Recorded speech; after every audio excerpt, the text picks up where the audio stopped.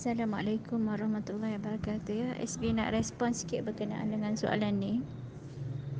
Soalan yang meminta ayat-ayat suci Al-Quran untuk penyakit berat yang terkena santau, sihir dan sebagainya. Jadi berkenaan dengan soalan ni, pertama kita kena ambil faham bahawasanya penyakit ni datang kepada kita, dia ada sebab dia. Pertama kita kena faham sebab tu datangnya daripada Allah Subhanahu Wa Taala untuk apa? Pertama untuk mungkin hapus dosa kita, yang kedua untuk meningkatkan darjat kita di sisi Allah. Yang ketiga mungkin sebagai reminder kepada kita supaya sentiasa ingat Allah kan. Jadi tak apa, itu sebab dia. Yang kedua kita kena tahu bahawasanya penyakit ni, setiap penyakit ada ubatnya kecuali mati. Dan kita kena usaha lah. Allah pun suruh kita berusaha dan kita berdoa.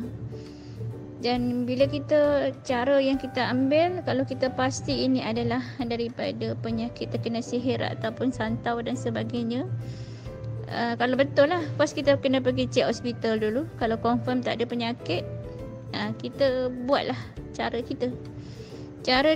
Kita banyakkan penyucian diri kita, mulakan dengan solat taubat.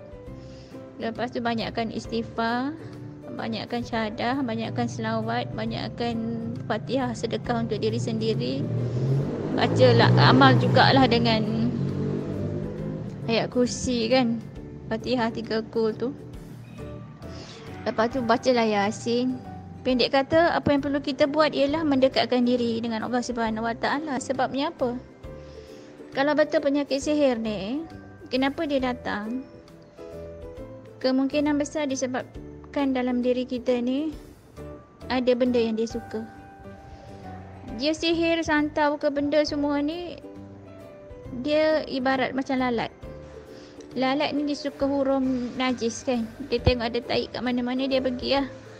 Jadi kita kena buang najis dulu dalam diri kita, baru dia susah nak datang. Secara fitrahnya macam tu. Kita kena buat penyucian, membuang punca-punca benda tu boleh datang dekat kita. Kita kena kenal pasti puncanya apa. Adakah penyakit sihir ni mudah datang kat kita sebab kita ni suka marah? Kita suka marah orang, jadi orang benci kita, orang sihir kita, orang santau kita. Contoh kan. Yang kedua, adakah kita ni jenis orang yang kedekut? Contoh ni, SB bagi contoh. Kalau kita kedekut orang, kita nak tolong orang pun kita susah nak tolong. Kita rasa harta kita ni hak kita. Jadi bila kita susah nak tolong orang, orang benci dengan kita, orang menyampah dengan kita, orang boleh je sihir kita. Yang ketiga, mungkin sebab kita ni suka tunjuk-tunjuk kebahagiaan kita dekat orang. Kita, laki aku macam ni, bestnya macam ni kan. Semua nak menunjukkan ngada-ngada kat orang, tunjuk harta kita. Kita ada sifat-sifat mazmumah yang Allah tak suka. Jadi itulah yang menjadi najis dalam diri kita. Kalau kita ada sifat-sifat macam tu, kikis buang cepat-cepat. Buang semua benda-benda yang negatif dalam diri kita tu. Tinggalkan yang positif saja. Dan tambahkan dengan nilai-nilai positif yang lain yang lebih baik lagi. Ya, jadi apabila kita ni buang benda-benda negatif tu, jadi lalat tak datang. Apabila kita buang najis dalam diri kita, lalat tak datang. Kita gantikan dengan bunga dalam diri kita kan. Kita buang benda yang tak elok. Allah dah ajar cara hidup kita kan. Merendah diri, jangan sombong, ringan tulang, rajin tolong orang, mesra dengan orang, tak kedekut kan. Jadi bila kita buang benda-benda tu semua, jadi benda buruk tu susah nak datang. Yang penting kena sentiasa buang sangka buruk. Jangan bersangka-sangka dengan orang kan. Jangan bersangka-sangka dengan orang. Itu setengahnya kita pergi merawat ni. Perawat cakap orang ni sihir kita macam ni, dah timbul sangka-sangka.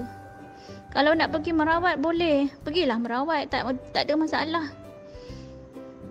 Tapi kalaulah perawat tu jenis kata orang ni lah sihir awak sini, itu stop. Tak payah merawat dengan dia, tak payah pergi merawat dengan dia. Kalau pergi merawat dengan dia, dia kata tak apalah, ini udah bagi, balik awak baca ni awak beramal macam ni. Tengok apa yang amalan dia suruh buat tu sesuai tak? Betul tak ikut Islam? Buatlah. Kalau betul-betul buat. Kalau amalan dia bagi tu salah kan? Contoh dia bagi amalan apa ya? Contohlah dia bagi amalan suruh apa, bakar Quran ke, minum ke apa, ataupun dia suruh buat benda-benda yang mengarut-mengarut kan. So tak payah buat lah, itu tak betul ya. Sebab macam-macam perawat ni cara dia kan. Jadi kita tengok perawat ni pun kita kena hati-hati. Tak salah untuk pergi merawat dengan perawat, tak salah. Boleh, diharuskan. Dia macam kita makan Panadol lah. Kalau kita makan Panadol, kita sembuh, kita kata oh baguslah Panadol ni, aku makan sembuh demam aku kan. Makan ubat ni sembuh sakit aku. Itu dah jatuh syirik. Kalau kita nak menuju kepada Allah, kita tak boleh kata ubat yang menyembuhkan kita. Ubat cuma sebab hikmah kasih sayang Allah letak kat situ untuk menyembuhkan kita. Dan Allah letak kat situ. Kalau Allah letak dekat rumput, kita makan rumput boleh sembuh-sembuh lah. Sebab yang menyembuhkan itu Allah, bukan ubat. So kena jaga tauhid kita tu betul-betul. Kalau tauhid kita betul, cantiklah perjalanan kita. Sihatlah kita. Jadi apa yang kita perlu buat ialah kita kena teliti dalam diri kita, teliti satu persatu dan baiki setiap satu persatu, insya-Allah kita akan sembuh dari apa pun sihir. Sebab yang menyembuhkan kita bukan ubat, bukan ayat suci Al-Quran, bukan siapa-siapa, hanya melainkan Allah Subhanahu Wa Taala. Cuba buat dulu. Cuba buat dengan cara tadi, membuat penyucian dalam diri kita, banyak akan istighfar. Sebab istighfar ni adalah jalan keluar kepada masalah-masalah. Banyakkan baca doa Nabi. Nabi apa? Dalam perikan Nabi Yunus kalau tak silap SB. Lepas tu bacalah, buatlah Fatihah 3 ayat kursi tu, bacalah Fatihah, bacalah ni buat amalan harian. Kalau boleh baca Quran tiap-tiap hari, dan banyak akan baca auzubillahi minasyaitanirrajim kan. Banyaklah cakap dengan Allah, baca je apa yang kita tahu sebenarnya, tak perlu susah-susah. Cuma kalau kita rasa sakit dekat badan kita, part-part badan kita rasa sakit kan, boleh baca surah Yasin ayat 9 tu kan. Waja'alna min baini aydihim saddan wa min khalfihim saddan fa aghshaynahum fa la yubsirun. Tu baca yang tu. Lepas tu tekan. Ataupun cara lain yang boleh buat ialah syahadah. Banyakkan bersyahadah. Tarik nafas dengan syahadah. Tahan dalam dada selama mungkin kan. Sampai kita rasa hilang sakit-sakit kita. Dia sihir ni dia datang kejap-kejap je kan. Kalau sihir biasa dia datang kejap je. Dia macam lalat, dia ingat kejap, lepas tu dia letak najis, dia letak kuman dia kat situ, kemudian dia merebak, menjadi buat kita jadi lebih sakit. Jadi cara dia kan, sapulah dengan syahadah kan.